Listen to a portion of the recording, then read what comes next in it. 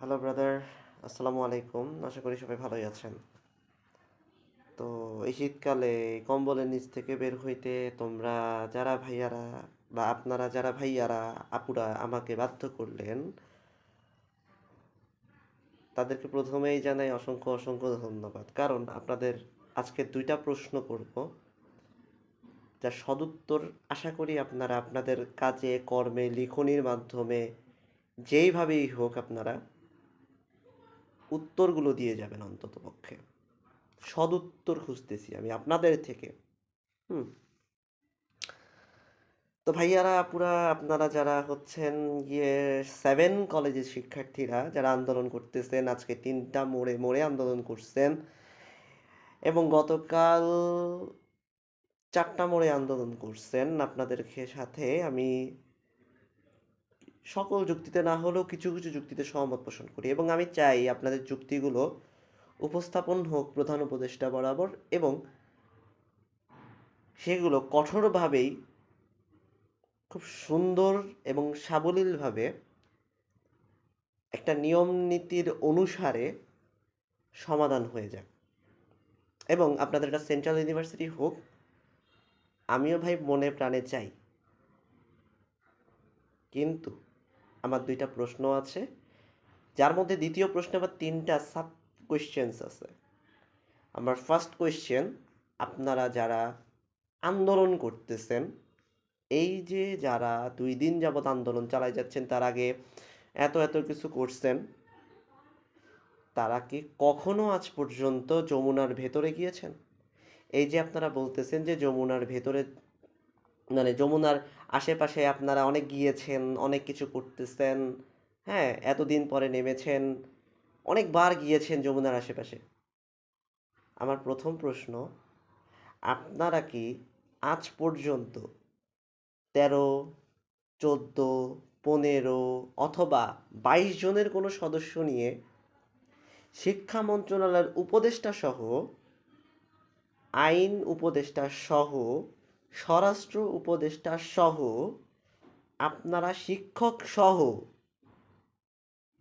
প্রধান উপদেষ্টার কার্যালয়ে নিজেরা বসেছেন এই বিষয়ের সমাধানে, যে একটা অধ্যাদেশ আমাদের লাগবেই, জোর গলায় বলতেছেন, রাস্তাঘাটে জনগণ দুর্ভোগ সৃষ্টি করতেছেন? আপনারা প্রথম প্রশ্ন আমার থেকে, আপনাদের প্রতি আমার প্রথম প্রশ্ন, আপনারা কি এখন পর্যন্ত বলতে পারছেন বা এই কাজটুকু করতে পারছেন? যদি করতে না পারেন তবে কবে করবেন?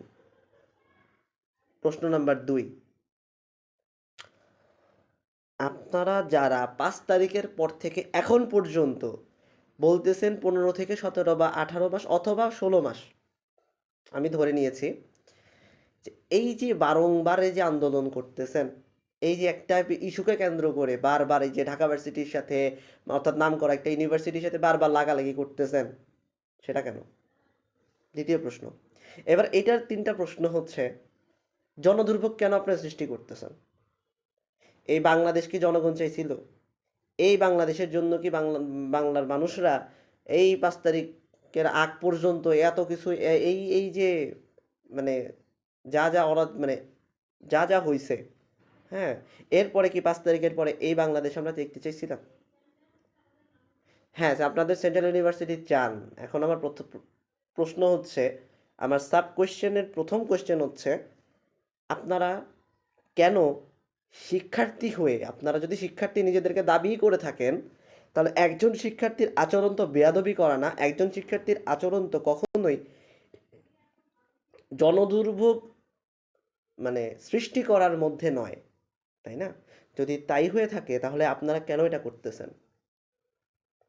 কেন জনভোগান্তি করতেছেন? যারা ট্যাক্স দেয়, রাস্তা তো কারোর বাপের না। আমার দ্বিতীয় সাব কোয়েশ্চেন, রাস্তা তো কারোর বাপের না।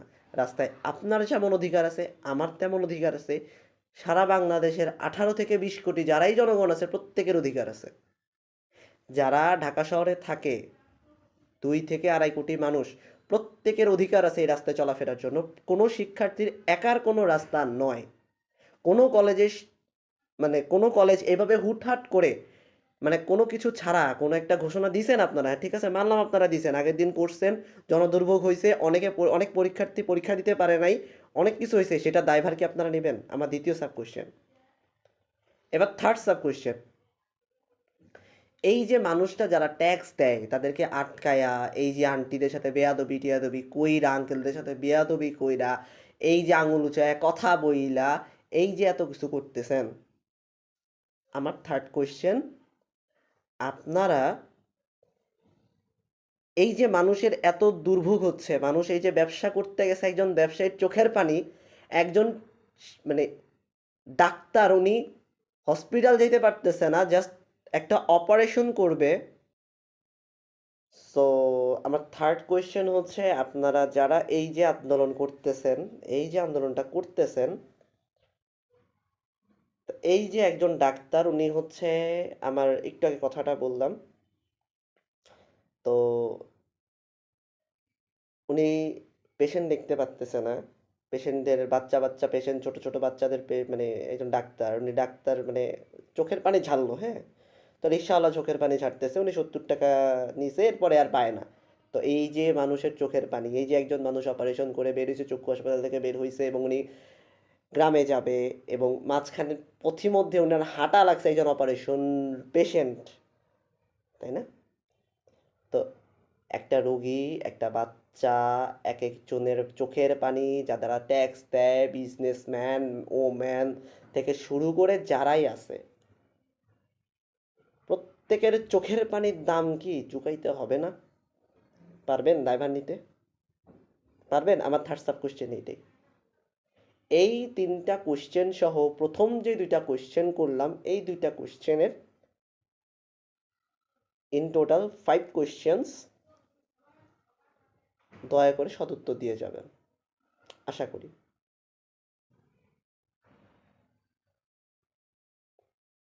খোদা হাফেজ। আজকেও দেখলাম, হ্যাঁ, আজকেও দেখলাম মানুষের চোখের পানি দেখছি, ভালো লাগতেছে না ভাই, বাধ্য হইলাম কম্বলের নিচ থেকে বাইরে দিতে। যদি নিজেদেরকে শিক্ষার্থী দাবি করেন, খোদা হাফেজ তো বলে দিছি, তবে শেষ কথা বলে যাই, যদি পারেন সদুত্তর দিয়ে যাবেন, আর যদি না পারেন, তাহলে ওই যে প্রথম যে কথাগুলো বলছিলাম না, যে কাজে কর্মে প্রমাণ দিবেন, কাজে কর্মে প্রমাণ দিয়েন, লিখনিতে যেমনেই হোক আপনি প্রমাণ দিয়েন, আমি আপনাদের কাছে প্রমাণ চাইতেছি, দ্যাটস ইট।